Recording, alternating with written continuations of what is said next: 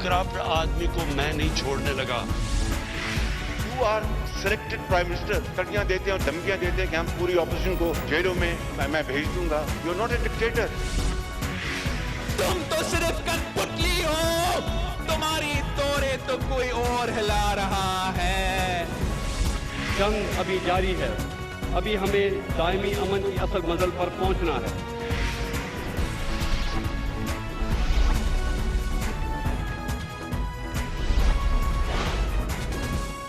आप देख रहे हैं खबरों, तबसरों और तज्जियात पर मबनी पाकिस्तान का सबसे मोतबर न्यूज शो दुनिया, कामरान खान के साथ। अस्सलाम वालेकुम, मैं हूँ कामरान खान। हमारे मुल्क में नई सनतें लगें, नए रोज़गार पैदा हो, हुकूमत को नए टैक्सेस में इजाफा हो, उसके टैक्सेस में इजाफा हो, इसके लिए एक उम्मीद की किरण मज़ीद पैदा हुई है और वो ये कि पाकिस्तान की मोबाइल फ़ोन इंडस्ट्री का दिन मुतालबे पूरा हुए हैं और इस तरह से रास्ता खुल गया है, दरवाजे खुल गए हैं पाकिस्तान में मोबाइल फ़ोन इंडस्ट्रीज़ के फ़रोग़ के लिए। बैनुल-अक़वामी मोबाइल फ़ोन असेंबलर्स या बड़े बड़े ब्रांड पाकिस्तान में इस सिलसिले में सरमायाकारी से पहले मुख्तलिफ कंसेशंस के हवाले से बात कर रहे थे, टैक्सेशन के हवाले से। कल ये मुतालबात पूरे हुए। ECC ने बाकायदा मंजूरी दी है पाकिस्तान में मोबाइल फ़ोन इंडस्ट्री पर 4% जो विद होल्डिंग टैक्स था उसको ख़ात्मे का, और इसके साथ ही सेल्स टैक्स के हवाले से भी कंसेशंस का ऐलान किया है। इस तरह से ये दरवाजे खुले हैं और पाकिस्तान में मोबाइल फ़ोन इंडस्ट्रीज़ के लिए नई सरमायाकारी और मौजूदा सरमायाकारी के लिए बहुत बेहतर मौका सामने आया है, मौक़े सामने आए हैं और यकीनन इससे रोज़गार भी बनेगा। फिर सबसे बड़ा फ़ायदा पाकिस्तान को ये होगा कि पाकिस्तान जो मोबाइल फ़ोन इंपोर्ट पर या स्मगलिंग के ज़रिए जो हमारा कीमती ज़र मुबादला ज़ाया होता है उसमें बड़ी हद तक कमी आएगी। पिछले महीने मुल्क में मोबाइल फ़ोन की मैन्युफैक्चरिंग के लिए चीन के साथ माहिदा भी हुआ था और अब बड़े बड़े ब्रांड्स पाकिस्तान में सरमायाकारी करना चाहते हैं। 2 चीनी कंपनीज फैसलाबाद में स्मार्टफोन की मैन्युफैक्चरिंग का प्लांट लगा रही हैं। इब्तिदाई तौर पर मंसूबे में $10 करोड़ की सरमायाकारी होगी। पाकिस्तान आलमी सतह पर सप्लाई चेन का हिस्सा बन सकेगा और आलमी मंडियों में मेड इन पाकिस्तान इंशाअल्लाह फ़रोग़ पाएगा। एक मुहतात अंदाजे के मुताबिक पिछले साल पाकिस्तान में सेलुलर फ़ोन्स की मार्केट 370 अरब रुपए रही, जबकि मुकामी मोबाइल फ़ोन कंपनीज ने 1 crore 20 lakh mobile phone set तैयार किए। कस्टम्स और PTA के मोबाइल रजिस्ट्रेशन की वजह से अब स्मगलिंग पर भी सख्त पाबंदी रही, लेकिन इसके बावजूद पाकिस्तान में 70% मोबाइल फ़ोन बाहर से इम्पोर्ट किए गए। मगर PTI हुकूमत अरबों रुपए के मोबाइल फ़ोन्स की इम्पोर्ट की हौसला शिकनी चाहती है और मुकामी सनअत को फ़रोग़ देने के लिए नए इक़दामात किए गए हैं। मोबाइल फ़ोन्स के ऊपर जो हमारी पॉलिसी आई है, हमारी जो डोमेस्टिक कंजम्पशन है मोबाइल्स की वो 190 अरब सालाना की है, यानी कि हम 190 अरब रुपए सालाना के मोबाइल पिछले साल हमने कंज्यूम किए, सेल हुए पाकिस्तान में। तो हमने उसकी जो सिक्योरिटी है और उसकी अंदर स्मगलिंग को रोका जाए ताकि हमारे जितने यहाँ लोकल मैन्युफैक्चरिंग प्लांट्स थे वो सब चले गए स्मगलिंग की वजह से। अब वो बहुत सारे लोग वापस आने की ख्वाहिश रख रहे हैं जब से ये हमारी पॉलिसी जो है वो इम्प्लीमेंट हुई। हम इसको डिस्करेज करना चाहते हैं मोबाइल फ़ोन की इंपोर्ट्स को, और हम चाहते हैं कि इसके बजाय पाकिस्तान के अंदर इंडस्ट्री लगे मोबाइल फ़ोन्स की, ताकि हमें बहुत डॉलर बाहर ना भेजने पड़े। इस वक्त भारत, वियतनाम, बांग्लादेश में मोबाइल फ़ोन मैन्युफैक्चरिंग तेज़ी से तरक्की कर रही है। फ़िलहाल पाकिस्तान में मोबाइल फ़ोन असेंबल हो रहे हैं। इनमें भी 70% फ़ोन्स वो होते हैं जो कि सादा बटन वाले होते हैं और सिर्फ 30% स्मार्टफोन्स हैं। मगर अब मकामी सतह पर आलमी मेयार के मोबाइल फ़ोन बनने से करोड़ों डॉलर्स का ज़र मुबादला की बचत होगी और स्मगलिंग की मुकम्मल रोकथाम हो जाएगी। ये बहुत बड़ा नासूर था पाकिस्तान में मोबाइल फ़ोन स्मगलिंग, और ये कितना बड़ा नासूर था और ये किस हद तक काबू पाया गया है। मेंबर कस्टम्स FBR जनाब तारिक खुदा ने हमारे प्रोग्राम में इसकी अहमियत बताई थी। 2015-16 में 6 करोड़ मोबाइल फ़ोन्स पाकिस्तान में उनकी डिमांड थी। 2.5 करोड़ मोबाइल फ़ोन्स पाकिस्तान में कस्टम्स के थ्रू आते थे।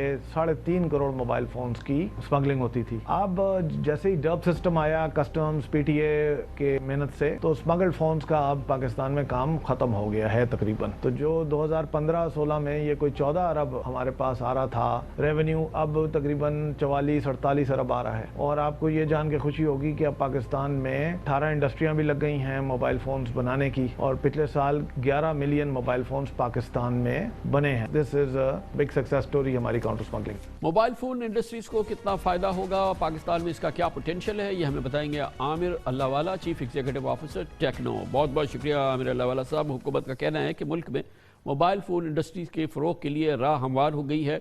अब हम इस इंडस्ट्री का फ़रोग़ देखेंगे। आप ख़ुद एक موبائل فون انڈسٹری چلا رہے ہیں، کتنا اس میں وزن ہے، کتنا اس میں واقعی پوٹینشیل ہے؟ جی بسم اللہ الرحمن الرحیم. ہماری انڈسٹری اس وقت بڑی حد تک مطمئن ہے. حکومت پاکستان نے جو وعدہ کیا تھا وہ پورا کر دیا ہے، اور الحمدللہ موبائل ڈیوائس مینوفیکچرنگ پالیسی اب مکمل طریقے سے امپلیمنٹ ہو گئی ہے. میں یہ بتانا چاہوں گا کہ اس وقت پاکستان میں کچھ 16 پلانٹ ہیں جو کہ موبائل فون کی مینوفیکچرنگ کر رہے ہیں، اور اس کے علاوہ 3 گلوبل برانڈز پاکستان میں پلانٹ لگانے کے لیے تیار ہیں. کل ملا کر اس وقت تقریباً کوئی 25,000 لوگ ہیں جو اس انڈسٹری میں کام کر رہے ہیں، اور ہم یہ امید کر رہے ہیں کہ اگلے 6 مہینے میں انشاءاللہ 50,000 سے زیادہ نئی ملازمتوں کے مواقع پیدا ہوں گے. کل ECC کے اجلاس میں جو فیصلہ ہوا اس نے ہمارے جس سب سے بڑے مسئلے کو حل کیا وہ 4% ود ہولڈنگ ٹیکس کا تھا، جو کہ لوکل انڈسٹری کے اوپر تو لگ رہا تھا لیکن امپورٹڈ موبائل کے اوپر یہ 4% ود ہولڈنگ ٹیکس لاگو نہیں ہوتا. اس ود ہولڈنگ ٹیکس کی موجودگی میں پاکستان میں موبائل فون بنانا فیزیبل نہیں تھا، اور اسی وجہ سے کافی ساری انویسٹمنٹس رکی ہوئی تھیں اور منتظر تھیں کہ اس ود ہولڈنگ ٹیکس کو کی چھوٹ گورنمنٹ جو ہے وہ لوکل صنعت کو دے. اور ہم امید کرتے ہیں، یہ بہت ضروری ہے کہ یہ چھوٹ جو ہے یہ 1 جولائی سے افیکٹو ہونی چاہیے، تاکہ انڈسٹری کے اوپر اس کا کوئی پریشر اور بتائیے گا کہ کوئی ساری چیزیں بہتر ہو رہی ہیں، تو اب اس انڈسٹری کا، ہماری موبائل فون انڈسٹری کا پوٹینشیل کیا ہے، اس کی گروتھ ہم کیسے دیکھیں گے؟ دیکھیے موبائل فون انڈسٹری دنیا کی بہت بڑی انڈسٹریز میں سے ایک ہے. یہ ایک لیبر انٹینسو انڈسٹری ہے. جس طرح ٹیکسٹائل اور گارمنٹ کی انڈسٹریز لیبر انٹینسو ہیں، اس طرح موبائل فون کی انڈسٹری بھی ایک لیبر انٹینسو انڈسٹری ہے. اور اس وقت یہ انڈسٹری چائنا سے موو ہو رہی ہے کیونکہ لیبر کاسٹ چائنا میں بڑھتی جا رہی ہے، اور یہ انڈسٹری اب چائنا سے موو ہو رہی ہے. میں مثال یہ دینا چاہوں گا کہ ہر سال چائنا تقریباً $140 ارب کے موبائل فونز ایکسپورٹ کرتا ہے، اور اب یہ دنیا میں دوسرے ممالک اس انڈسٹری کو کیچ کرنے کی کوشش کر رہے ہیں. ہندوستان اور بنگلہ دیش اس معاملے میں ہم سے آگے ہیں، لیکن اب اس پالیسی کے مکمل طریقے سے امپلیمنٹ ہونے کے بعد انشاءاللہ پاکستان بھی اس دوڑ میں شامل ہے. یہ بتائیے نا عامر اللہ والا صاحب کہ یہ ہم ابھی پیور اسمبلر ہوں گے، اوبیسلی شروع میں ایسے ہی ہوتا ہے، لیکن کیا وہ وقت آئے گا کہ ہم باقاعدہ یہاں پہ پرزے بھی مینوفیکچر کریں اور ہم باقاعدہ مینوفیکچرنگ کریں موبائل فونز کی؟ میرا خیال ہے خان صاحب یہ بڑا اچھا سوال ہے، اور میں اس کا جواب اس طرح سے دینا چاہوں گا کہ جو آنے والا سال ہے 2021 وہ پاکستان میں موبائل فون کی اسمبلی کا سال ہوگا. خاص طور پہ اسمارٹ فونز کے حوالے سے یہ سال ہمارے لیے بڑا امپورٹنٹ ہے. تو اگلا سال اسمبلی کا سال ہے، اور اس کے بعد آنے والا سال آپ دیکھیں گے کہ پاکستان میں موبائل فون کے پارٹس کی مینوفیکچرنگ بھی شروع ہو جائے گی، اور ساتھ ساتھ میں پاکستان سے انشاءاللہ موبائل فون کی ایکسپورٹس بھی شروع ہو جائیں گی. ہمارا اس انڈسٹری کا جو آبجیکٹو ہے وہ یہ ہے کہ ہم کتنے فیصد ہماری جو ضرورت ہے، ملک کی ضرورت ہے، ہماری انڈسٹری سے پوری ہو سکے گی اللہ والا صاحب آئندہ چند سالوں میں؟ ہم یہ سمجھتے ہیں کہ اگلے 6 سے 8 مہینوں میں جیسے جیسے نئے پلانٹ لگتے چلے جائیں گے، ویسے ویسے ہمارا گول یہ ہوگا کہ زیادہ سے زیادہ موبائل فون پاکستان میں اسمبل کیے جائیں، تاکہ زر مبادلہ بھی بچے اور ملازمتوں کے مواقع بھی پیدا ہوں. بہت بہت شکریہ عامر اللہ والا صاحب، CEO ٹیکنو ہمارے ساتھ موجود ہے. کمرشل بریک، اس کے بعد ذکر کریں گے اسی سے منسلک ایک اہم فیصلہ ہے. حکومت نے الیکٹرک وہیکل پالیسی بھی انٹروڈیوس کر دی ہے. پاکستان میں بہت پرکشش مرات ہوں گی جو لوگ الیکٹرک وہیکل لائیں گے، بجلی کی گاڑی لائیں گے، اور پھر سکوٹرز، رکشاز اور اس سے منسلک پبلک ٹرانسپورٹ کی تمام چیزوں کے لیے بہت ہی اہم پالیسی حکومت نے انٹروڈیوس کی ہے، اور یہاں پہ اس کی اسمبلی کے لیے بھی بہت انسینٹیوز دیے ہیں. موبائل فون انڈسٹری کا فروغ اور یہ الیکٹرک وہیکل کی تمام پالیسیز پہ بات کرنے کے لیے ہمارے ساتھ ہوں گے وفاقی وزیر انڈسٹریز اینڈ پروڈکشن جناب حماد اظہر. ایک چھوٹے سے وقفے کے بعد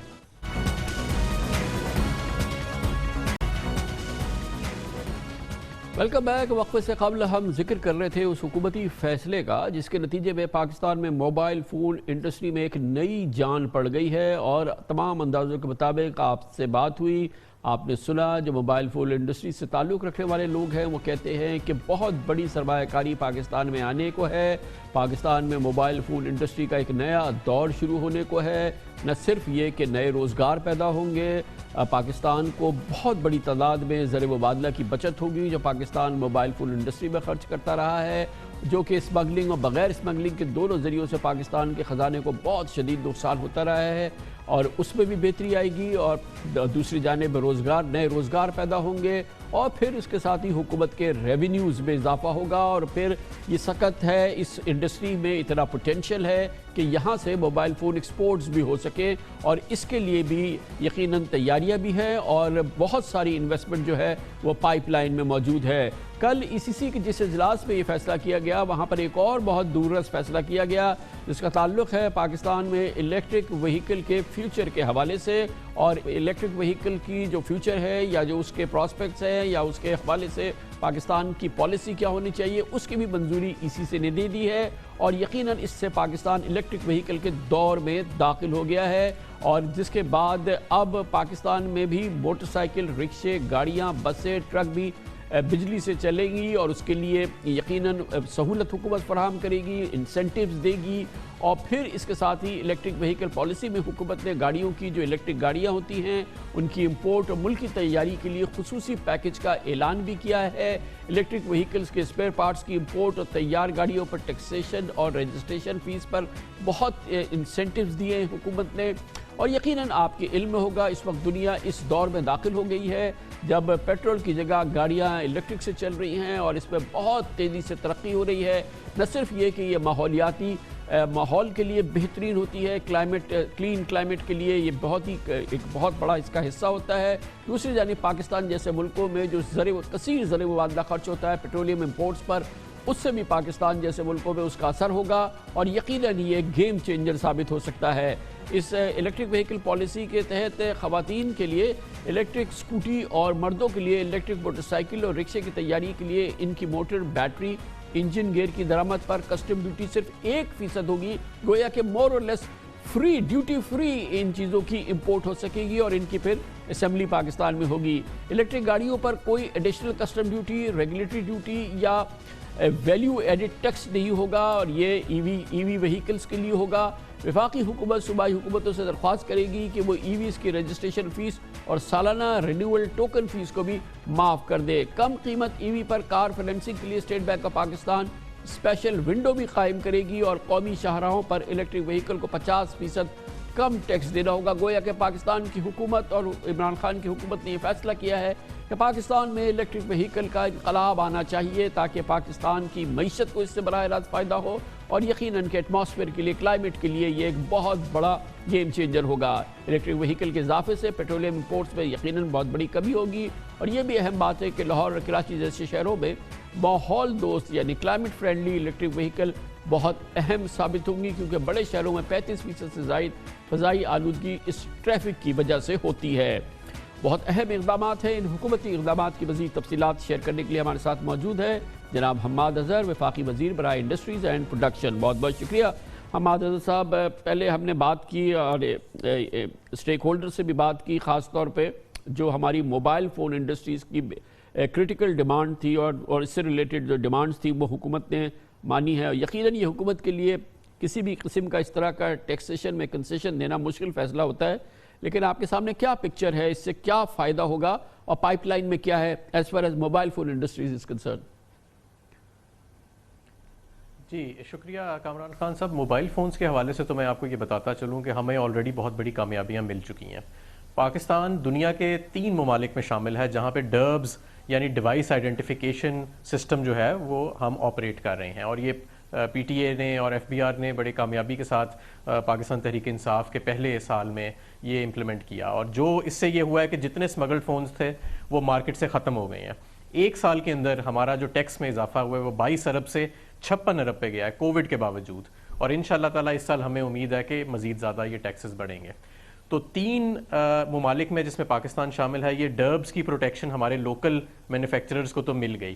ہم نے پھر یہ کیا کہ جو پچھلا بجٹ آیا تھا اس میں ہم نے مزید ٹیکسز کے حوالے سے بہت زیادہ ہم نے مراعات دیں، اور ہم نے کوشش کی کہ لوکل مینوفیکچرنگ کے اندر لوگ جائیں، اور اس سے بڑا فائدہ بھی ہوا۔ ایک چائنیز کمپنی نے یہاں پارٹنرشپ کی، جو وائیوو کمپنی ہے، بہت بڑی کمپنی ہے انٹرنیشنل، انہوں نے زمین پرچیز کر لیا یہاں پہ اپنا موبائل پلانٹ لگانے کے لیے۔ سیمسنگ جو ہے وہ ایکٹیولی ایک فیزیبلٹی ڈرا کر رہا ہے، اور ابھی کسی حتمی نتیجے پہ تو نہیں پہنچا لیکن ہم کافی پر امید ہیں۔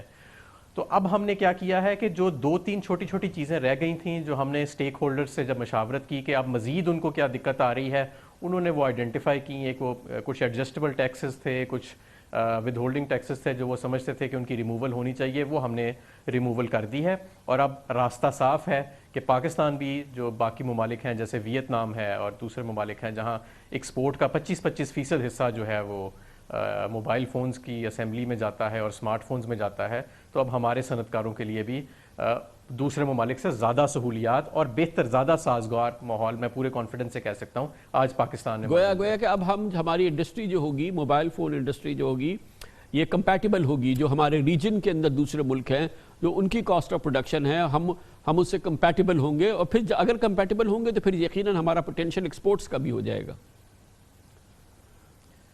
بالکل. دیکھیں سب سے پہلے تو یہ تھا نا کہ اسمگلڈ فونز کی وجہ سے اسمبلی ساری چائنا شفٹ کر گئی تھی، تو وہ ڈرب سسٹم کے تحت ہم نے اسمگلنگ ختم کی. اب ہم نے ایک ٹیرف کیسکیڈنگ کا سسٹم انٹروڈیوس کر دیا ہے کہ ان پٹس کے اوپر کم ٹیکسز ہیں اور تھوڑے سے 10-15% زیادہ ٹیکسز جو ہیں وہ ہم نے آؤٹ پٹ پہ رکھ دیے ہیں، اور ہم نے مزید بھی سہولیات ان کو دے دی ہیں. مطلب پوری ایک موبائل مینوفیکچرنگ پالیسی ہے جو ہم نے انٹروڈیوس کی ہے، اور اس کو کافی زیادہ سراہ رہے ہیں. میری فورن انویسٹر سے بھی بات ہوئی ہے جو انویسٹ کرنا چاہتے ہیں، اور اس پالیسی کے بعد اب وہ بڑی سنجیدگی کے ساتھ یہاں پہ اپنے پلانٹ سیٹ اپ کر رہے ہیں. اچھا، یہ کافی ٹائم لگایا حکومت نے، یہ جو ای وی پالیسی آئی ہے، الیکٹرک وہیکل پالیسی ہماری آئی ہے، اور اس کے لیے جو چیزیں ہیں، کمپوننٹس ہم نے اس میں رکھے ہیں، تو کیا اس کے کی ایلیمنٹس ہیں ایسے جو کہ جس سے اس کا پوٹینشیل جو ہے وہ ایکسپوز ہوگا، ہم پورا ہارنس کر سکیں گے اس کا پورا پوٹینشیل؟ کیا حکومت نے اس کے سامنے کیا ٹارگٹس ہیں؟ جی، سب سے پہلے تو یہ سمجھنے کی بات ہے کہ جب پچھلا بجٹ گزرا ہے تو اس کے اندر ہم نے اناؤنس کی الیکٹرک وہیکل پالیسی بسز کے لیے، ٹرکس کے لیے، اسکوٹرز کے لیے اور موٹر سائیکلز کے لیے. اور گاڑیوں کے لیے جو پالیسی تھی اس کو اوپر ہم نے مزید مشاورت کرنی چاہیے، کیونکہ ایک آٹوموٹیو ڈیولپمنٹ پالیسی ہے جو جون 2021 میں ایکسپائر کرے گی، تو ہم چاہ رہے تھے کہ یہ اس کے ساتھ مرج کر جائے. بڑی وسیع اس کے اوپر اسٹیک ہولڈر کنسلٹیشن ہوئی، اور ہم نے اب دو نکات ہیں اس کے. ایک تو گاڑیوں کی امپورٹ ہے الیکٹرک وہیکل کی، جس پہ ہم ڈیوٹیز کو کٹ کرنے کا ہم نے پرپوز کیا ہے اور ای سی سی نے منظوری دے دی ہے، اور اس کے اندر ایڈیشنل کسٹم ڈیوٹی بھی شامل ہے، ایڈیشنل سیلز ٹیکس بھی شامل ہے. تو اس سے جو تھوڑی سی وہ کمپیٹیٹیو ہوئیں گی، کیونکہ یہ الیکٹرک وہیکل جو ہے یہ ابھی فی الحال جو ٹیکنالوجی ہے یہ تھوڑی سی مہنگی ہے انٹرنل کمبسشن انجن سے، یعنی پیٹرول اور ڈیزل گاڑیوں سے. لیکن ٹیکسز کے ذریعے ہم کوشش کر رہے ہیں کہ اس کی قیمت جو ہے ان کے برابر یا بہتر کی جائے. تو ایک تو کسٹم ڈیوٹیز کے اندر ہم نے ریشنلائزیشن کی ہے. دوسری طرف ہم نے جو موجودہ آٹو میکرز ہیں اور مستقبل کے آٹو میکرز ہیں ان کو بھی ہم نے ایک بڑا آسان راستہ دیا ہے کہ وہ بھی الیکٹرک وہیکلز کی مینوفیکچرنگ کی طرف جائیں. اور اس کے لیے جس طرح کہ آپ نے اپنے انٹرو میں صحیح فرمایا کہ ہم نے الیکٹرک وہیکل کے جو کمپوننٹس ہیں اور پارٹس ہیں ان کو تقریباً 1% ڈیوٹی کے اوپر ہم نے وہ پرپوز کیا ہے، ای سی سی نے ریٹیفائی کیا ہے، جو کیبنٹ کے سامنے پیش ہوئے گا.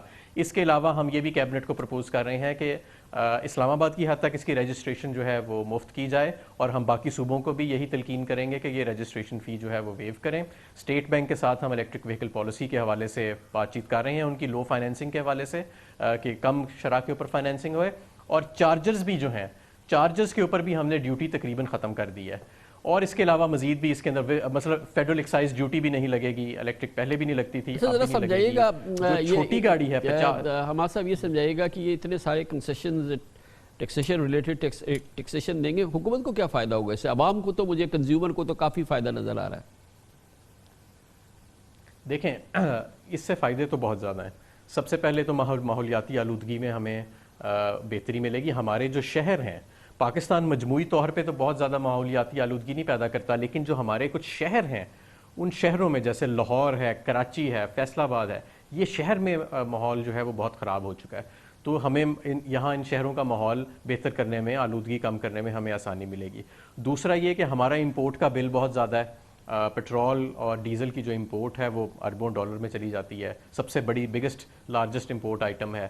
تو ہم جب بجلی پہ جائیں گے تو ہماری بجلی کی کھپت بھی ہوئے گی، اور ہمیں بہتر جو ہے وہ ہمارا امپورٹ بل بھی جو ہے وہ اس سے کم ہوئے گا. اور میں سمجھتا ہوں کہ ایک پروڈکٹ مارکیٹ میں انٹروڈیوس ہوئے گا، کیونکہ جہاں پہ نئے کار میکرز آ رہے ہیں بڑی تیزی کے ساتھ، اور میں جانتا ہوں کہ کچھ ایسے کار میکرز ہیں جو اب الیکٹرک وہیکلز کی پروڈکشن اور اسمبلی کی طرف جانے کے لیے کافی سنجیدگی سے انتظار کر رہے تھے الیکٹرک وہیکل پالیسی کا. گویا جو ہمارے ابھی جو پاکستان میں آٹوموبائل انڈسٹری ہے ہمارا صاحب، جو ہماری جو پاکستان میں موجودہ آٹوموبائل انڈسٹری ہے یا جو نئے پلیئرز ہمارے یہاں انٹر ہوئے ہیں، یہ سب ای وی میں جانا چاہتے ہیں، یہ سب چاہتے ہیں کہ یہ اپنی الیکٹرک وہیکل انٹروڈیوس کرائیں. سو مطلب 2021 2022 ہمارا اچھا خاصا الیکٹرک وہیکل کا زمانہ ہوگا انشاءاللہ. سب کے بارے میں تو میں نہیں کہہ سکتا، لیکن چند ایسے ہیں جو سنجیدگی سے اس الیکٹرک وہیکل پالیسی کے بعد اس طرف جانا چاہیں گے. اچھا یہ بتائیے گا کہ جب ہمارے پاس یہ الیکٹرک وہیکل ایک باقاعدہ پوری رجیم، ایک پورا نظام ہم انٹروڈیوس کر رہے ہیں، تو اس کے ساتھ اس کا جو پیرافرنیلیا ہے، خاص طور پر جو چارجنگ ڈاکس ہے، جو کہ پھر پوری دنیا میں اس کا ایک الگ نظام ہے، پورا ایک سسٹم ہے، وہ بھی پیرل ہمیں چاہیے ہوگا نا، کیونکہ وہ ابھی ہمارے پاس اتنا ایڈوکیٹ ہے نہیں، کیونکہ ایک دو کمپنیز ملتی ہیں الیکٹرک وہیکل، مگر اب جب اتنا بڑا نظام ہے تو پھر اس کے لیے پھر وہ ہمیں چارجنگ ڈاکس تو چاہیے پورے پاکستان میں، اس کا ایک الگ نیٹ ورک چاہیے. دیکھیں سب سے پہلے تو یہ کہ ہم پی ایس او کے ذریعے اور چند اور جو پیٹرول پمپس ہیں، ڈسٹریبیوشن کمپنیز ہیں، ان کے ذریعے ہم نے آلریڈی بھی آپ نے نوٹ کیا ہوگا کہ کچھ پیٹرول پمپس پہ چارجنگ سٹیشن جو ہیں وہ لگنے شروع ہو گئے ہیں. تو گورنمنٹ بھی جو ہے وہ اس کو پروموٹ کرے گی، اور جو پہلا سٹیپ ہے وہ حکومت خود لے گی. اور آلریڈی ہم وزارت پیٹرولیم کے ساتھ میں بات چیت کر رہا ہوں کہ یہ جو بڑے بڑے روٹس ہیں ہمارے، جیسے لاہور اسلام آباد کا روٹ بہت بڑا ہے، اسلام آباد سے پشاور کا روٹ بہت بڑا ہے، کراچی لاہور کے جو روٹس ہیں، ان کے اندر ہم چارجنگ سٹیشنز لگائیں. تو پہلا جو پش ہے یا جو پہلا ایک دھکا ہے وہ تو ہم انشاءاللہ تعالی حکومت لگائے گی اور وہ چارجنگ سٹیشنز جو ہے وہ لگائے گی. لیکن یہ مجھے پورا یقین ہے کہ پرائیویٹ سیکٹر جو ہے وہ بھی اس میں انٹرسٹ شو کرے گا، اور چارجنگ کا جتنا پیرافرنیلیا ہے اس کے اوپر ہم نے تقریباً ڈیوٹی ختم کر دی ہے، تو یہ پرائیویٹ سیکٹر بھی انٹر کرے گا اس مارکیٹ کے اندر. تو اب ہم یہ دیکھیں گے ان کنسیشنز کے بعد کہ بہت جلد یہاں پہ ایک فلکس ہوگا، اور لوگ جو ہیں وہ امپورٹ کر رہے ہوں گے ای وی ریلیٹڈ جتنا بھی اس کا مٹیریل، جتنا بھی اس سے ریلیٹڈ چیزیں ہوں گی، اب اس کی امپورٹس ہم دیکھیں گے. جی انشاءاللہ مجھے پوری امید ہے کہ اس الیکٹرک وہیکل پالیسی کے بعد، جس طرح موبائل کی پالیسی کے بعد ہمیں سڈنلی ریونیو میں بھی جمپ نظر آیا اور بین الاقوامی انویسٹرز جو ہیں اب وہ آ رہے ہیں پاکستان میں موبائل میں، اسی طرح اس الیکٹرک وہیکل پالیسی کے بعد بھی ہمیں ایک زیادہ انٹرسٹ نظر آئے گا کنزیومر کی طرف سے بھی اور پروڈیوسر کی طرف سے بھی انشاءاللہ. تھینک یو سو مچ، بہت بہت شکریہ جناب حماد اظہر، وفاقی وزیر برائے انڈسٹریز اینڈ پروڈکشن، ہمارے ساتھ موجود تھے. خبر سے بریک، اس دوران نیوز ہیڈ لائنز دیکھیں، اس کے بعد ہم اپنے پروگرام کے باقی سلسلے واپس آتے ہیں. خبروں، تبصروں اور تجزیات پر مبنی پاکستان کا سب سے معتبر نیوز شو دنیا، کامران خان کے ساتھ. موجودہ حکومت کے معاملات میں ایک اور معاملہ جس میں کہ انتہائی نااہلی نظر آ رہی ہے، شاید کرپشن کا بھی معاملہ ہو، مگر بلا کی نااہلی کے معاملات سامنے آئے ہیں اس پیٹرولیم انکوائری کمیشن کی رپورٹ کے ذریعے، جس کا حکم لاہور ہائی کورٹ نے دیا اور جس کا تعلق اس بحران سے تھا جو 1 جون میں حکومت کی جانب سے پیٹرولیم مصنوعات کی قیمتوں میں بڑی کمی کے بعد پیدا ہوا تھا. اس دوران پاکستان میں پیٹرول کی شدید قلت ہو گئی تھی، اور جب 26 جون کو حکومت نے پیٹرول مصنوعات کی قیمتوں میں 25 روپے کا اضافہ کیا، اس کے ساتھ ہی پیٹرول کمپنیز نے، جو آئل مارکیٹنگ کمپنیز ہیں، ان کے پمپس پہ فراوانی آ گئی پیٹرول کی، اور خیال یہ کیا گیا کہ یہ پورا بحران خاص طور پہ بنایا گیا اور اس کے بعد اس سے بہت بڑا منافع کمایا گیا. اسی پس منظر میں یہ کمیشن قائم کیا تھا لاہور ہائی کورٹ نے، اور جس کی رپورٹ اب پیش ہو چکی ہے. پیٹرولیم انکوائری کمیشن کی اس رپورٹ میں ایسے بھیانک و تباہ کن حقائق سامنے آئے ہیں جن سے ثابت ہوتا ہے کہ پیٹرولیم ڈویژن نااہلی کی دلدل ہے یا کرپشن کی آباجگاہ بن چکا ہے، یا دونوں کا مجموعہ. ہر سال قومی خزانے کو سینکڑوں ارب روپے کا چونا لگ رہا ہے. پیٹرولیم انکوائری کمیشن نے اوگرا کو چلتا کرنے کی بالکل درست تجویز دی ہے. اس کمیشن کی رپورٹ میں اس کا محور، اس کا فوکس اوگرا کی کارکردگی ہے، اور اس کارکردگی کو اگر ہم دیکھتے ہیں اور وہ جو الزامات اس کمیشن کی رپورٹ پر سامنے آئے ہیں، اس کے بعد اوگرا کے وجود کا کوئی ریزن نہیں رہتا، اس کو ہر صورت میں پیک کر دینا چاہیے. دلچسپ بات ہے کہ موجودہ D G oil petroleum division, جو کہ اس محکمے کے سب سے اہم پوزیشن ہے، اس کے سیاہ سفید کے مالک ہے، وہ پیشے کے اعتبار سے ویٹرنری ڈاکٹر ہیں، یعنی کہ جانوروں کے ڈاکٹر ہیں. رپورٹ میں بتایا گیا ہے کہ پاکستان کے علاوہ جنوبی ایشیا کے تمام ممالک میں کل 20 آئل مارکیٹنگ کمپنی ہیں، جبکہ ہمارے پاکستان میں 34 آئل مارکیٹنگ کمپنیز کو کام کرنے کی اجازت دے دی گئی ہے. اور وجہ یہی بتائی جاتی ہے کہ پیٹرولیم ڈویژن میں جو فیصلہ سازی ہو رہی ہے وہ ناقص ہے، نااہلی کی بنیاد ہے یا کوئی اور وجہ ہے، اور اسی لیے ڈی جی آئل کا رول جن معاملے میں ہے جو کہ جانوروں کے ڈاکٹر ہیں، اس حوالے سے اس کمیشن کی رپورٹ پہ وہ رول کافی سامنے آیا ہے۔ پاکستان کی جو 34 آئل مارکیٹنگ کمپنی ہے، ان میں سے 9 کمپنیاں 98% ریٹیل سیل فروخت کرتی ہیں۔ گویا پاکستان کا جو پیٹرولیم پروڈکٹس کا کاروبار ہے اس کا 98% 9 آئل مارکیٹنگ کمپنیز کے پاس ہے، جبکہ 25 دیگر آئل کمپنیز جو کہ آئل مارکیٹنگ کمپنیز ہیں جن کے پاس لائسنس ہے، اور اس کو اس لیے دیا گیا تھا کہ وہ اسٹوریج کی صلاحیت بڑھائے، لیکن 90% آئل کمپنی نے اس سال جنوری سے جون تک 20 دن کی ضرورت کا پیٹرول کا لازمی سٹاک تک اپنے پاس نہیں رکھا، گویا کہ لائسنس رکھا، مگر اس کی جو ضروریات تھی، اس کی جو یقین، اس کے لیے جو اس لائسنس کی جو شرائط تھی ان کو پورا نہیں کیا گیا، مگر کسی نے اس کا نوٹس نہیں لیا۔ جیسے ہی قیمتیں بڑھی، یعنی کہ جب حکومت نے آئل کی قیمتیں کم کی تھی اور اس کے بعد بڑھائی، تو ایک ہفتے میں کچھ کمپنیز نے 100 دن کا پیٹرول سٹاک کر لیا۔ صاف اس میں مینوپولیشن ہوئی اور پیٹرولیم ڈویژن نے کوئی دھیان نہیں دیا۔ آئل کمپنیز نے 7 ارب روپے بٹورے اور بخوشی معمولی جرمانے دیے، اور مافیاز کی کارٹلائزیشن چلتی رہی، اور اس طرح سے یہ لوٹ مار کا ایک بازار تھا جو گرم ہوا، جس میں اربوں روپے کما لیے ان آئل مارکیٹنگ کمپنیز نے۔ پیٹرولیم انکوائری کمیشن کی رپورٹ میں ثابت کیا گیا کہ آئل مارکیٹنگ کمپنیز نے غلط اعداد و شمار پیش کر کے منافع پورا کھایا، مگر پیٹرول پمپس کو سپلائی 44% کم کی گئی، اور اس دوران اوگرا اور پیٹرولیم ڈویژن نے جو ضروری کارروائی تھی وہ نہیں کی۔ تعجب کی بات یہ بھی ہے، اس کمیشن کی رپورٹ پر کہا گیا کہ پیٹرول پمپس نہ رکھنے والی آئل کمپنیز نے بھی پیٹرول امپورٹ کیا اور دوسری کمپنیز کو خلاف قانون فروخت کیا، اور یہ دھندا اور یہ اس کا پورا ریلا جو ہے وہ بھرپور انداز میں چلتا رہا، یہاں تک کہ 26 جون کو قیمتوں میں اضافے تک 80 ملین لیٹر پیٹرول والے ایک جہاز کو آف لوڈ تک نہیں کیا گیا۔ اسی رپورٹ میں کہا گیا کہ پاکستان میں 2100 سے زائد پیٹرول پمپس ہیں جو پیٹرول کی مقررہ اسٹوریج کے بغیر کام جاری رکھنے میں بلا روک ٹوک مکمل آزاد ہے، اور یہاں بھی اوگرا مکمل طور پہ ناکام ہے۔ آئل ٹینکرز کے پاس بھی مطلوبہ معیار کا لائسنس نہیں ہے۔ تمام معروف او ایم سیز کا خلاف قانون مشترکہ اسٹوریج آپریشن ہے، لیکن یہ غیر قانونی عمل ریگولیٹرز یعنی اوگرا مسلسل نظر انداز کر رہا ہے۔ رپورٹ میں کہا گیا کہ متعدد آئل کمپنیز غیر قانونی طور پہ مقررہ تعداد سے کہیں زیادہ پیٹرول پمپس چلا رہی ہیں۔ مثال کے طور پر 70 کی اجازت لی ہے اوگرا سے، مگر پیٹرول پمپس 600 سے زیادہ چلا رہے ہیں، مگر اوگرا کو اس کی پرواہ نہیں ہے۔ اسی لیے ہم سمجھتے ہیں کہ اوگرا یا تو نااہلی کا گڑھ ہے یا کرپشن کی آماج گاہ۔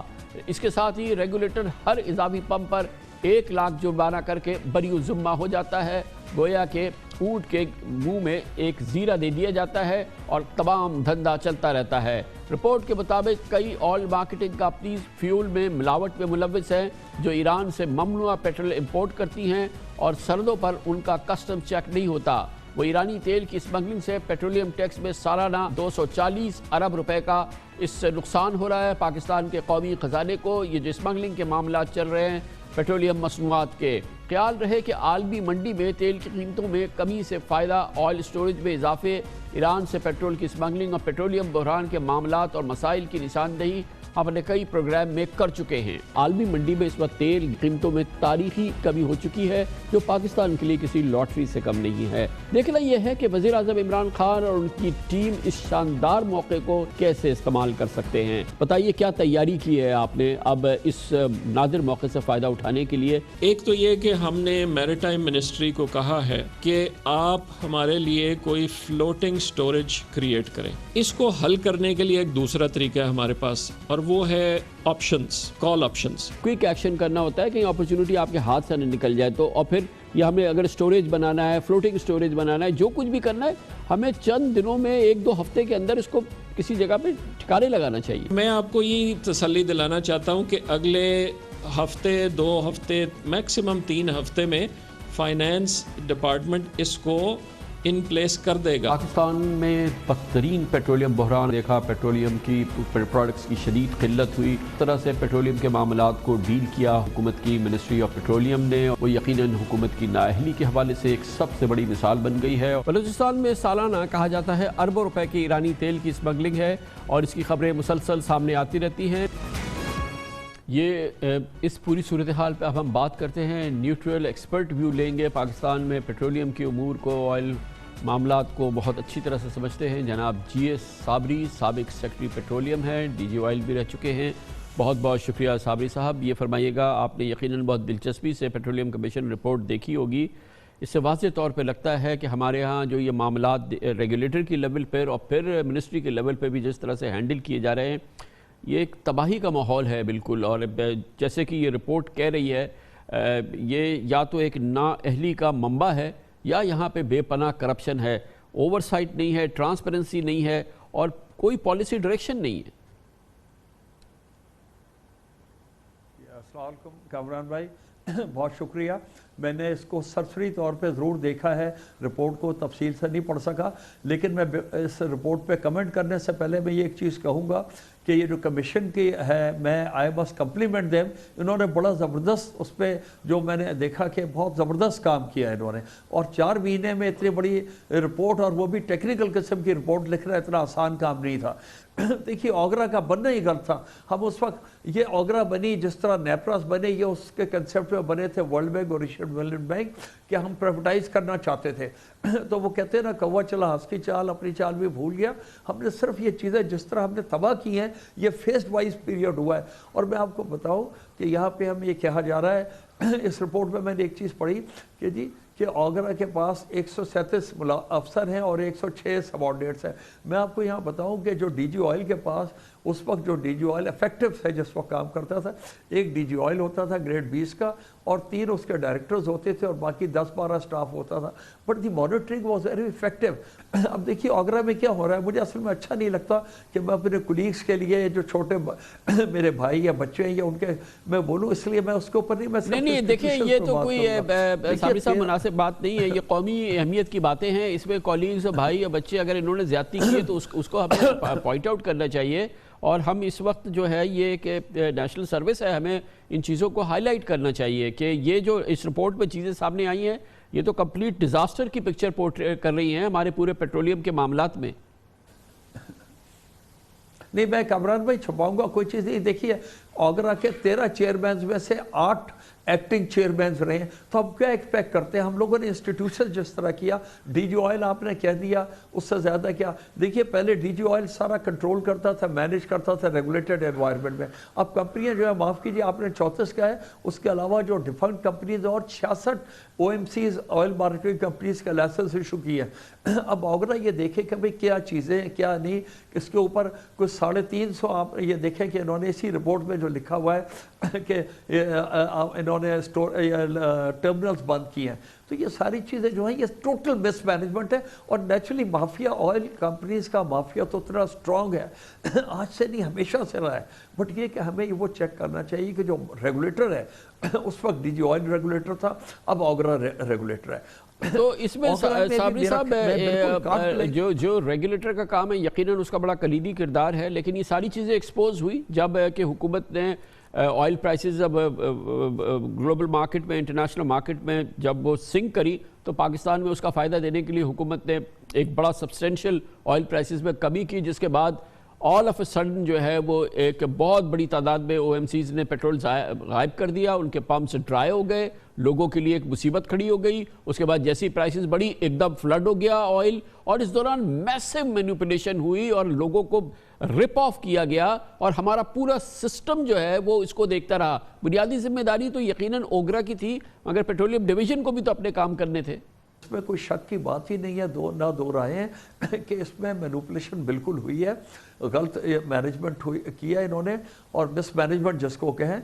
اور یہ پروڈکٹ ریویو میٹنگ ساری ڈی جی آئل کرتے ہیں، ہر لانگ ٹرم پلاننگ جو ہوتی ہے، امپورٹس ہوتا ہے، یہ 1 سال میں نے کئی مرتبہ پہلے بھی عرض کی کہ 1 سال پہلے سے شروع ہوتا ہے اور پھر ٹرپ ڈاؤن ہوتا جاتا ہے 3 مہینے اور پھر آخر میں 1 مہینے، اور پریورٹیز جو ہیں یہ فکس کرتے ہیں برننگ کی۔ ای سی سی کی اپروولس تھی کہ بھئی آئل مارکیٹنگ کمپنیز کو پیٹرولیم پروڈکٹس کو پہلے پریورٹی ہوگی، تو یہ آٹومیٹکلی اس طرف فلو کرنا چاہیے۔ بٹ ہمارے پاس جو ریگولیٹرز ہیں، منسٹری ہے یا آگرہ ہے یا ڈی جی آئل ہے، ان لوگوں کو چیک اینڈ بیلنسز کرنے چاہیے۔ بہت شکریہ جناب جی ایس صابری، سابق سیکرٹری پیٹرولیم، سابق ڈی جی آئل ہمارے ساتھ موجود تھے۔ इस पूरे मामले पे हुकूमती राय हासिल करते हमें ज्वाइन कर रहे हैं जनाब नदीम बाबर, वज़ीर आज़म के बाबर ख़ुसूसी बराए पेट्रोलियम। बहुत बहुत शुक्रिया नदीम बाबर साहब। ये जो रिपोर्ट आपने देखा कि ये सामने आई है, अब ये सब मीडिया में छप भी गई है, पेट्रोलियम कमीशन रिपोर्ट आप लोगों ने कैबिनेट के सामने भी ये पेश हुई है। कोई चीज़ ऐसी है जो कि आपको लगा हो कि इसमें हैरानगी की बात है, क्योंकि इसमें डेवस्टेटिंग पोर्ट्रेयल है हमारे पूरे पेट्रोलियम सेक्टर का, और ऑब्वियसली ओगरा के लिए ये बहुत ही डैमिंग रिपोर्ट है। क्या रिएक्शन है आप लोगों का? कामरान भाई बहुत बहुत शुक्रिया। देखें, दो मैं पहले कैवियट्स दे दूं कि चूँकि ये मैटर लाहौर हाई कोर्ट के सामने भी सब जुडिस है और कैबिनेट ने अपनी एक सब कमेटी को ये रिपोर्ट भेज दी है सिफारिशात के लिए, तो इसलिए मैं महदूद हद तक इस चीज़ पे कमेंट करूँगा। लेकिन जो साबरी साहब ने कहा मैं सुन रहा था, मैं उनमें काफ़ी सारी चीज़ों से इत्तफाक करता हूँ। OMCs ने होल्ड भी किया और प्रोडक्ट अगर मंगाया तो वो पंप्स पे नहीं लाए, तो उस हद तक तो ये जो रिपोर्ट है ये 100% जो हम उस वक्त एक्सप्लेन करते रहे उसको वैलिडेट कर रही है। अब दूसरा सवाल है कि इसका ज़िम्मेदार कौन है। इस पे भी कोई दो राय नहीं है, और हम उस वक्त भी कहते रहे और आज भी यही कह रहे हैं और रिपोर्ट भी यही कह रही है कि OMCs की ये जिम्मेदारी थी कि अच्छे वक्तों में और बुरे वक्तों में दोनों टाइम पे उन्होंने 20 दिन का स्टॉक मेंटेन करना था, और अगर किसी ने नहीं मेंटेन किया सिर्फ इसलिए कि उसे नुकसान हो जाना था तो ये उसके लाइसेंस की वायलेशन है। तो इसमें तो कोई दो राय नहीं है कि जिम्मेदारी उनकी बनती है, और रिपोर्ट यही कह रही है। अब उसके बाद अगला सवाल आ जाता है कि ओगरा एज ए रेगुलेटर क्या कर रहा था। इस पे भी जो साबरी साहब ने कहा मैं उससे तकरीबन 100% तक इत्तफाक करता हूँ, लेकिन इसमें आप मुझे ज़रा 2 मिनट इजाज़त दीजिए, क्योंकि ये नाजरीन के लिए समझना बहुत ज़रूरी है। और ये जो अब मैं आपको बताने लगा हूँ ये रिपोर्ट में इस तरह मुकम्मल तरीके से कवर्ड नहीं है। उनके पास आई एम श्योर कागजात होंगे, उन्होंने उसको समराइज़ किया होगा। वो ये है कि जब 2002 में ओगरा बना तो जो 1971 के रूल्स के तहत DG ऑयल ऑफिस की ज़िम्मेदारी थी, उस ज़िम्मेदारी में तमाम लाइसेंसिंग, इन्फोर्समेंट और कंट्रोल का जो ज़िम्मा था वो ओगरा के पास चला गया। अब ओगरा ने रूल्स बनाने थे और वो 2016 तक उन्होंने रूल्स नहीं बनाए। उस दौरान में सिर्फ प्लानिंग की हद तक कि टोटल डिमांड और सप्लाई कितनी है, उस हद तक ये जिम्मेदारी DG ऑयल के पास रही। अब ये जो रूल मेकिंग उन्होंने की, उसके बाद पेट्रोलियम मिनिस्ट्री ने लॉ डिवीज़न को पूछा 2017 में, इस हुकूमत के आने से पहले की बात बता रहा हूँ, कि ये 2016 के जो रूल्स 14 साल की ताख़ीर से ओगरा ने बनाए हैं, इसके बाद DG ऑयल या मिनिस्ट्री का क्या इख्तियार रह जाता है। तो 3 दफ़ा लॉ मिनिस्ट्री ने ओपिनियन दिया कि इन रूल्स के बाद ministry of energy petroleum division के पास कोई इख्तियार नहीं है किसी किस्म का, सारे इख्तियार इंडिपेंडेंट रेगुलेटर को चले गए। उस मौके पे ओगरा को कहा गया कि अब आप ये प्लानिंग की भी जिम्मेदारी ले लें, तो ओगरा जवाब लिखता है कि हमारे पास अभी ये कैपेबिलिटी नहीं है, आप कुछ देर के लिए खुद ये करते रहें, प्लानिंग वाला एस्पेक्ट हम उसमें शामिल हो जाएंगे। ये लीगल सूरत हाल थी जब ये क्राइसिस आया। तो अब इसमें बाबर साहब ये कहना तो बहुत आसान है, ये सामने आ गया। आपको अब 2.5 साल हो गए हुकूमत में और आप लोगों ने ये सारी चीज़ें देखी, और ये एक डिबाकल जो था ये बन रहा था और फिर ये जून में खुल के सामने आया। उसके बाद से भी अब तक जो हुकूमत की जिम्मेदारी थी इस पूरे माहौल में जो इस क्राइसिस ने पैदा किया, कमीशन की रिपोर्ट तो अब आई है, हुकूमत के पास तो अपनी भी प्रोब होगी ना, उनके पास अपनी भी रिपोर्ट्स होंगी, तो इसको फिक्स करने के लिए क्या किया गया या इस कमीशन की रिपोर्ट का इंतजार किया जा रहा था? जी बहुत अच्छा सवाल, बहुत अच्छा सवाल आपका। और मेरा तीसरा सवाल यही था कि हुकूमत क्या कर रही है। हमने इनमें कई चीज़ें ऐसी थी जो हमने साल पहले आइडेंटिफाई करके कहा कि इनको ठीक करना लाजिम है। उसमें एक चीज़ ये थी कि प्राइसिंग मैकेनिज़्म जो है वो जून से पहले हम नहीं चेंज कर सके, 10 साल से चला आ रहा था और नेचुरली उसमें रेजिस्टेंस थी चेंज करने की, लेकिन अगस्त में हमने उसको चेंज कर दिया और एवरेज ऑफ प्लैट्स पे चले गए। पहले PSO की बेस पे प्राइसिंग होती थी। ایک اور جو بہت اہم چیز ہے اور رپورٹ نے اس پہ بہت توجہ دلائی ہے وہ بھی میں آپ کو بتاتا چلوں، وہ یہ کہ ہم نے سال کے شروع میں یہ کہا ساری او ایم سیز کو کہ ہمیں real time live digital tracking چاہیے کہ اگر شپ سے پیٹرول آیا تو کتنا ان لوڈ ہوا ہے، سٹوریج میں ہے تو کتنا ہے، ٹینکر پہ ہے تو کتنا ہے، پمپ پہ بکا ہے تو کتنا ہے. اس کے لیے ہمیں real time live digitise data چاہیے اینڈ ٹو اینڈ.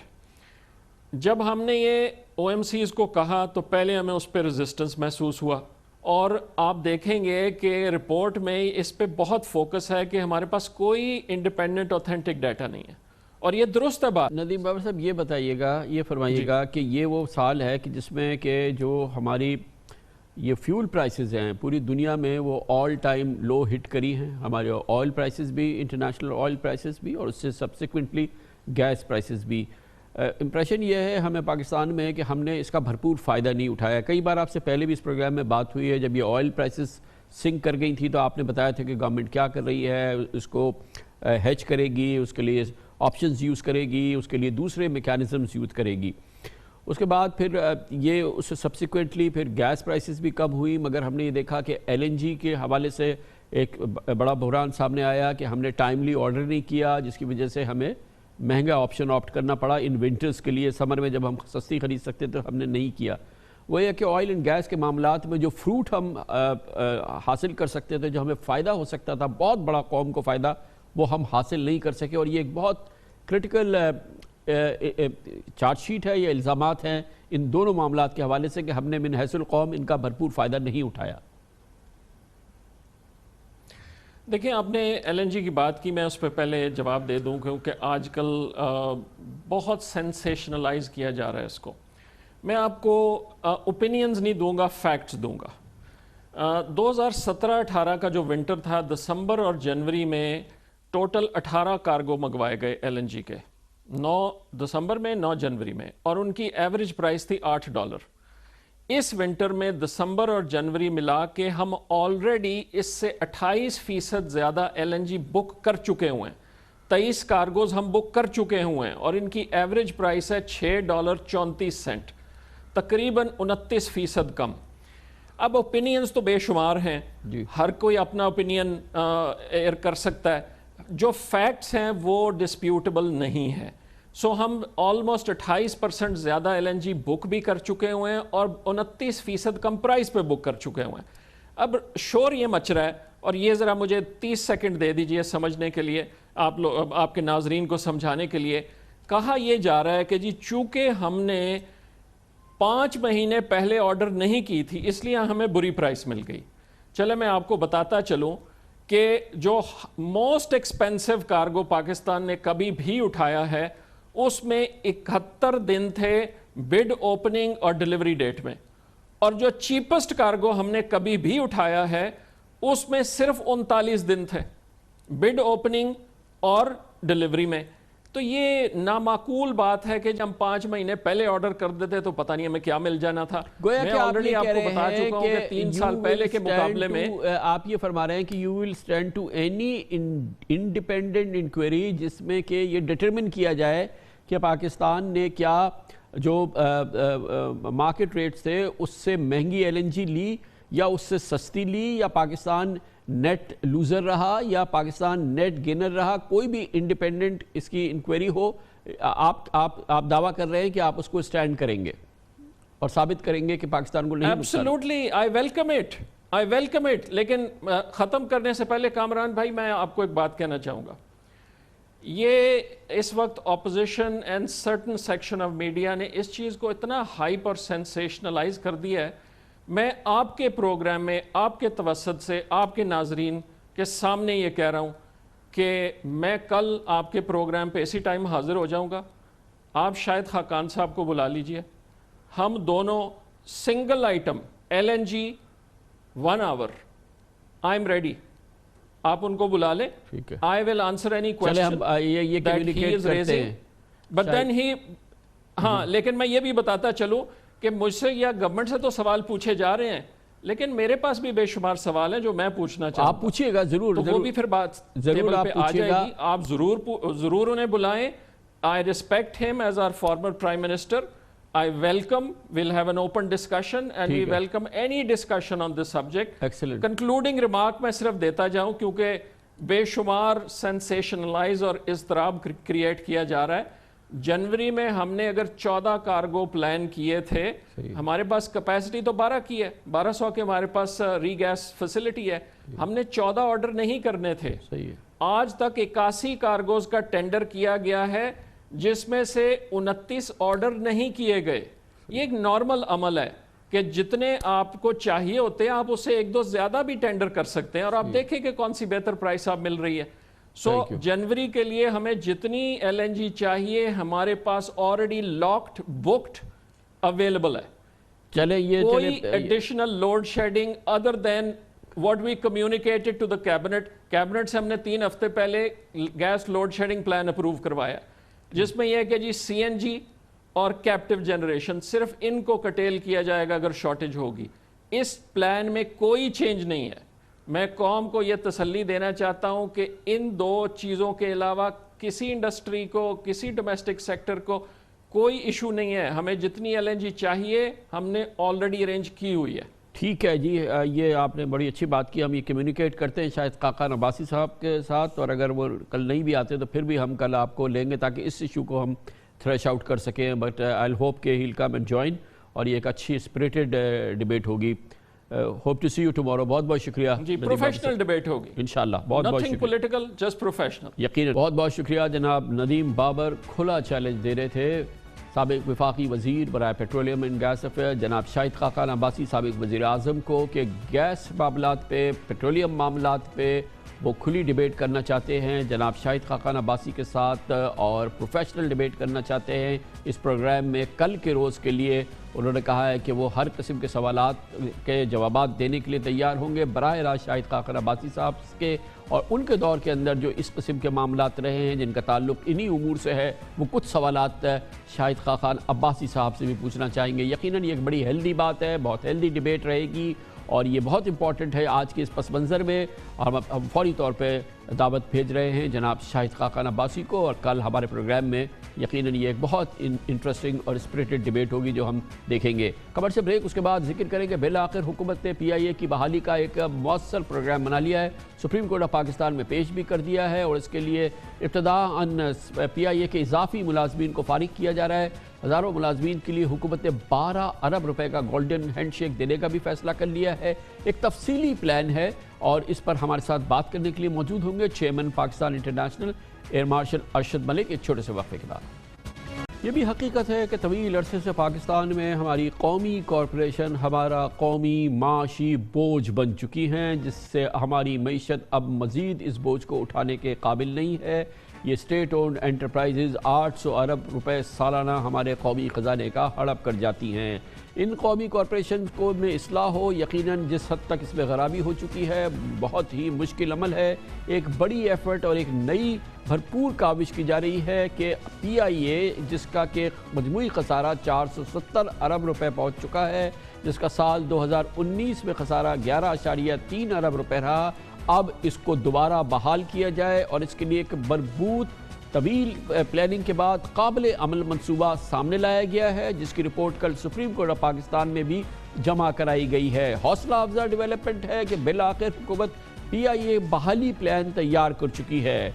रिपोर्ट में बताया गया कल सुप्रीम कोर्ट ऑफ पाकिस्तान में कि PIA के 14,500 इजाफी मुलाजमीन में कमी करके 7,500 कर दिया जाएगा. साथ ही PIA के कोर और नॉन कोर फंक्शंस को अलहदा किया जाएगा. इजाफी मुलाजमीन में तकरीबन 13 अरब रुपए गोल्डन हैंडशेक स्कीम के तहत तकसीम किए जाएंगे. गोया के मुलाजमीन को भरपूर अंदाज से रुखसत किया जाएगा. पिछले महीने वज़ीर आज़म के मुशीर बराए इस्लाहात डॉक्टर इशरत हुसैन ने इस रीऑर्गेनाइजेशन और ये जो PIA बहाली प्रोग्राम पेश किया है इसकी तफसीलात मीडिया से शेयर की.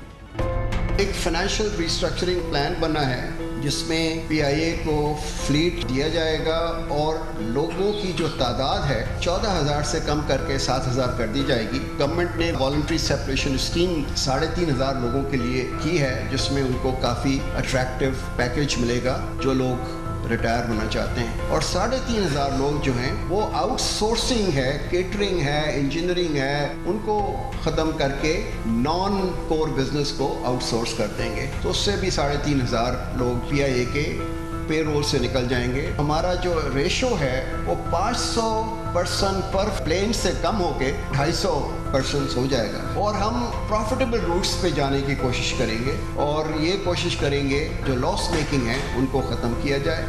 इस वक्त PIA में मुस्तकिल और कॉन्ट्रैक्चुअल 14,500 मुलाजमीन हैं, लेकिन PIA के पास सिर्फ 29 तैयारे हैं, यानी फ़ी जहाज़ मुलाजमीन का तनासुब 500% है, जो दुनिया की बड़ी से बड़ी और बेहतरीन एयरलाइंस में भी एयरक्राफ्ट टू एम्प्लॉई रेशो कहीं पर भी इतना ज़्यादा नहीं है। और ये यकीनी तौर पे किसी भी एयरलाइन को, किसी भी कंपनी को वायबल नहीं छोड़ती, फाइनेंशियली वायबल नहीं रहती। इस पूरी सूरत हाल पे बात करते हैं और इसके लिए हमें ज्वाइन कर रहे हैं chief executive officer Pakistan international air marshal retired Arshad Malik. बहुत बहुत शुक्रिया एयर मार्शल साहब, बहुत ही मच अवेटेड मगर बहुत ही एम्बिशियस प्लान है PIA बहाली का, जो कि गवर्नमेंट ने पेश किया है। कल सुप्रीम कोर्ट ऑफ पाकिस्तान में भी आपने पेश किया है, तो इस पे अमल दरामद शुरू हो गया है। बिस्मिल्लाहिर्रहमानिर्रहीम। कामरान साहब, फर्स्ट ऑफ ऑल बहुत बहुत शुक्रिया आपने मुझे मौका दिया। You have always been very very supportive to me and also to PIA for a national cause. मैं आपसे ये जिक्र करना चाह रहा था कि जो हमने ये एक जामिया प्रोग्राम बनाया था जिसमें शॉर्ट टर्म स्ट्रेटजी थी और एक long term strategy. Long term strategy के तहत हमने गवर्नमेंट ऑफ पाकिस्तान को कन्विंस किया कि जब तक इसमें फाइनेंशियल रिस्ट्रक्चरिंग नहीं होती इस PIA का सिरा नहीं पकड़ सकेंगे। तो हमें ये जो पहला इस सिलसिले में जो फाइनेंशियल रिस्ट्रक्चरिंग का पहली हमारी रिक्वायरमेंट थी वो थी गोल्डन वॉलंटरी शेक हैंड, जिसके लिए हमने गवर्नमेंट से पैसे रिक्वेस्ट की। Government was very kind, prime minister साहब की खुसूसी हिदायत पे हमें ये पैसे मिले और अब हमने अल्हम्दुलिल्लाह एक ऐसा बाइज्जत पैकेज दिया है जिसमें हम अपने मुलाजमीन को हम बाइज्जत तरीके से खुदा हाफिज कह सकेंगे, ताकि इन पैसों से वो अपना मुस्तकबिल में कुछ और लाया अमल इख्तियार कर लें और हम जो बाकी हमारी टीम के मेंबर रह जाएंगे उनके साथ मिलके इसको जदीद बुनियादों पर इस्तवार कर सकें।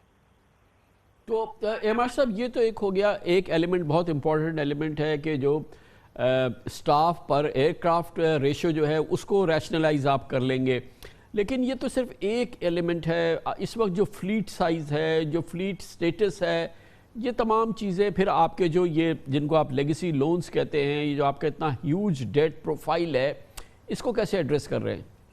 जो हमारी स्कीम है सर लॉन्ग टर्म प्लान में, उसमें यह है कि जो हमारे लेगेसी लोन्स हैं उनको हम डेट इक्विटी स्वैप के तहत गवर्नमेंट को ऑफर करेंगे। हमारे पास जो हमारी प्रॉपर्टीज हैं, जो हमारे एसेट्स हैं, जो कि बहुत बड़े एसेट्स हैं, दुनिया भर में हैं, उन एसेट्स को हम गवर्नमेंट के हवाले करेंगे और उसके अगेंस्ट हमारी बैलेंस शीट को क्लीन किया जाएगा। इसी तरह कुछ गारंटीज के ऊपर हमारे लोन्स हैं जिसको थोड़े अरसे के लिए गवर्नमेंट, हमने कई ऑप्शंस उनको दी है, जिसमें फाइनेंस डिपार्टमेंट ने भी अपनी रिकमेंडेशन ऑनरेबल प्राइम मिनिस्टर साहब के सामने पुट अप करनी है। उसके तहत एक तो हम पे बैलेंस शीट हमारी बहुत बेहतर होगी। दूसरी बात कि सर मेरे पास लेगेसी जो जहाज है उनकी एवरेज एज, जो मैं हमेशा कहता हूँ 13 साल पुरानी है, उन 13 सालों में इन जहाज़ों पे कोई तवज्जो नहीं दी गई। अब इंशाअल्लाह हमने पेपरा रूल्स के तहत अपनी एडवर्टीजमेंट कर दी है और इंशाअल्लाह जनवरी के आखिर में हमारे पास वेरियस ऑप्शंस होंगी। इसमें दो बुनियादी पॉइंट है। एक तो ये है कि जहाज बहुत पुराने, दूसरा कि इनकी जो लीज अमाउंट है वो इतनी महंगी है कि आज के दौर में जबकि जहाज़ों की कीमतें कम हो चुकी हैं, because of hour long term commitment and agreements, we cannot get out of those commitments and those agreements. So जब हम ये अपनी लीज जहाज़ों की पुरानी को रिटायर करके नए जहाज़ों की तरफ जाएंगे, उससे एक जाहिर है हम अपने मेहमानों को बेहतर तरीके से लुक आफ्टर कर लेंगे और मार्केट में कॉम्पिटिटिव हो जाएंगे। ये फरमाइएगा कि जाहिर है कि PIA रिस्टोर हो, हमारा नेशनल फ्लैग कैरियर जो है वो दोबारा दुनिया भर में जाए और ये तमाम चीज़ें जो है हर पाकिस्तानी के लिए बड़ा क्रिटिकल है। कब रोल आउट होगा ये? बड़ा देखने को तो बड़ा सब्सटेंटिव और मीनिंगफुल ये जो बहाली प्रोग्राम है, ये कब आप इसको इंशाल्लाह रोल आउट करना चाहते हैं?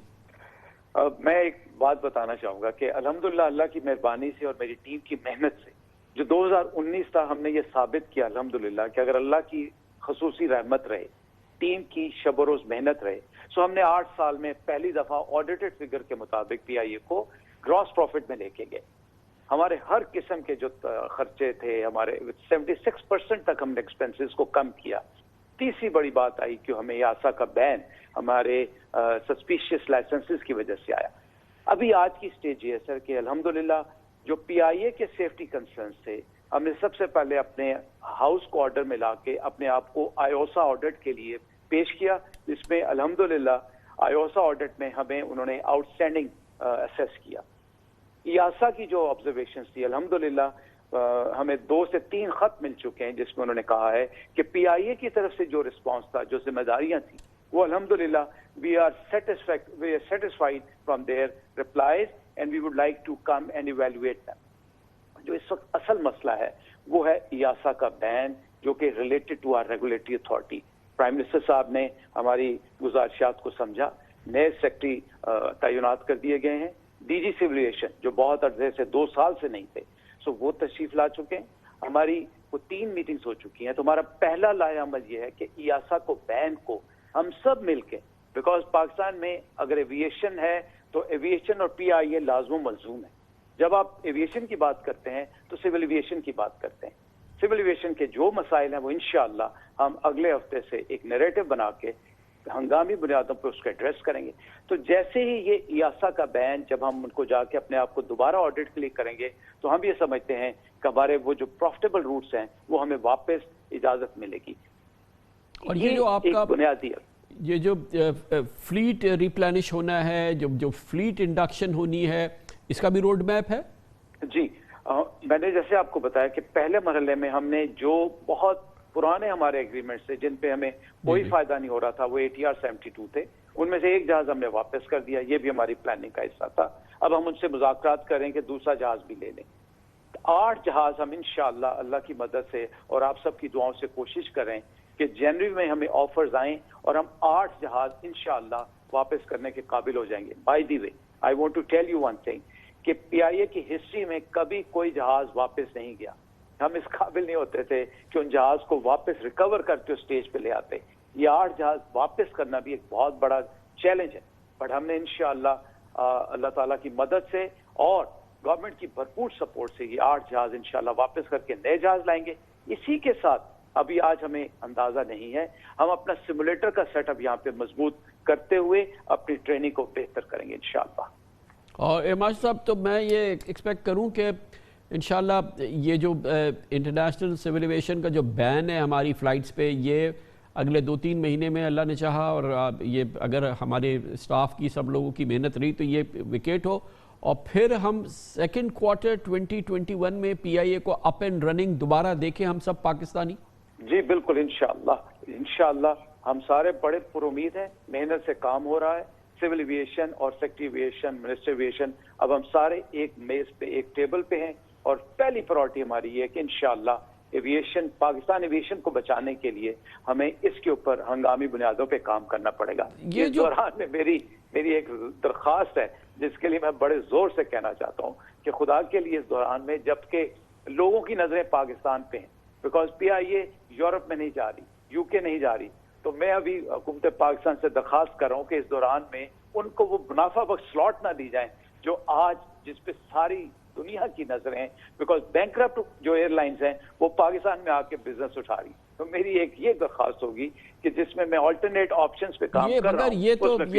ये दरख्वास्त तो ये तो हुकूमत पाकिस्तान की अपनी की एफर्ट होनी चाहिए। अपना ये तो अपने आप को प्रोटेक्ट करने वाली बात है। ये कोई खालिस पीआईए या एयर मार्शल अरशद मलिक की बात तो नहीं है। ये तो हमें अपने एयरवेव्स को और अपने ये स्लॉट्स को प्रोटेक्ट करना तो इंतहाई ज़रूरी है। ये तो कॉमन सेंस है। मुझे उम्मीद है, मुझे इमरान खान साहब ने मुझे और मिनिस्टर साहब को बुला लिया है। हम अगले हफ्ते जाके उनको फैक्ट्स बताएंगे कि किन फैक्ट्स की वजह से जब सर पीआईए किसी और मुल्क में आज जाना चाहती है उसके लिए इतनी दुश्वारियां पेश आती हैं, बट बदकिस्मती से जब कोई पाकिस्तान आना चाहता है तो वो पिक्चर दूसरी दिखा के उनको फैसिलिटेट किया जा सकता है, जिसके इंतहाई मुज़रात दूरस्त तरीके से सामने आते हैं। आज सामने नहीं आएंगे बट उसके दूरस्त असरात हैं जिसको हम हाईलाइट करना चाहते हैं। मैं शुक्रगुजार हूँ हुकूमत पाकिस्तान का, وہ مجھے انشاءاللہ اگلے ہفتے میں موقع دے رہے ہیں جس میں میں اپنی گزارشات ان سے پیش کروں. میں آپ کو سر یہ یقین دلانا چاہتا ہوں کہ انشاءاللہ اللہ تعالیٰ کی مدد, آپ لوگوں کی دعائیں اور میری ٹیم کی محنت, انشاءاللہ ہم ایویشن انڈسٹری کو واپس لے کے آئیں گے انشاءاللہ. جو اس میں ہماری کمیاں کوتاہیاں تھیں, اچھا ہو گیا ہمیں ان سے سیکھنے کا موقع ملا, اور انشاءاللہ ہم واپس آئیں گے انشاءاللہ. بہت بہت شکریہ. Chief executive officer marshal retired Arshad Malik ہمارے ساتھ موجود تھے. پی آئی اے دوبارہ رواں دواں ہو جائے, پی آئی اے دنیا بھر میں پہنچنے لگے, ہمارا قومی جھنڈا لہرانے والی یہ ایئر لائن جو ہے یہ دوبارہ اپنی آبتاب کسی صورت سے حاصل کر لے, کس پاکستانی کی خواہش نہیں ہو سکتی. اس کے ساتھ ہی ہمارے آج کے پروگرام کے اختتام ہوتا ہے. کل آپ سے پھر ملاقات ہوگی انشاءاللہ. کل تک کے لیے کامران خان کو اجازت. اللہ حافظ و ناصر. Hi, it's Sayyeda Shanaz here. Thank you for watching Dunya News. For more videos and updates, don't forget to click the subscribe button. Keep watching Dunya News.